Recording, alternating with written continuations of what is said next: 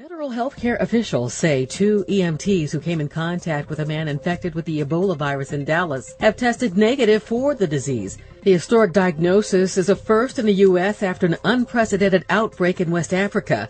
A noted Ebola expert and infectious disease epidemiologist said many predicted a spread of the disease across the waters. I've said in numerous interviews that we can't avoid a few cases in the United States, but I'm not concerned about any epidemic or outbreak here.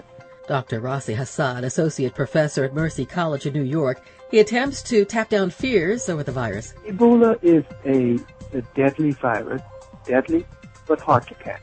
And he adds that the Ebola is not highly contagious, meaning moving from person to person. It's spread by direct contact with infectious material, body secretions such as blood, saliva, urine, feces, etc.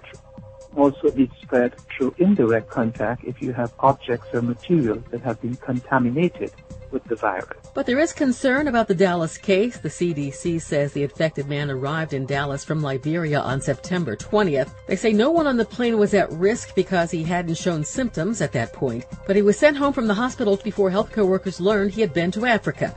Dr. Hassad. It is a bit troubling that amidst heightened awareness about the Ebola virus and enhanced hospital protocols, that someone with symptoms of that sort and a history of travel to West Africa would be sent home.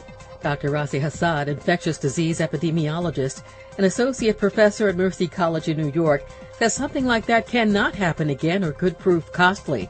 And at the University of Pittsburgh Medical Center, Dr. Amesh Adalja is an infectious disease physician and coordinates emergency response for the center. It's an important thing that we have to emphasize, that you have to ask travel history in patients.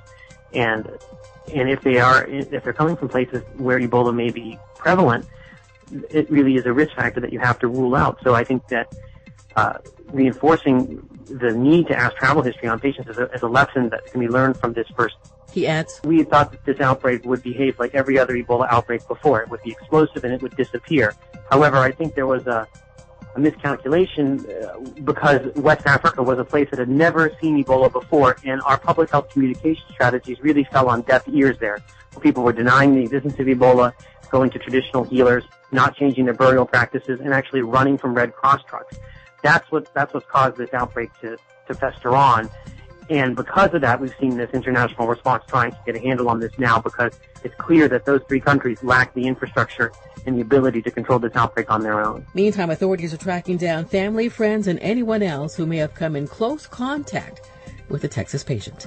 Kim Lampkins, AURN.com.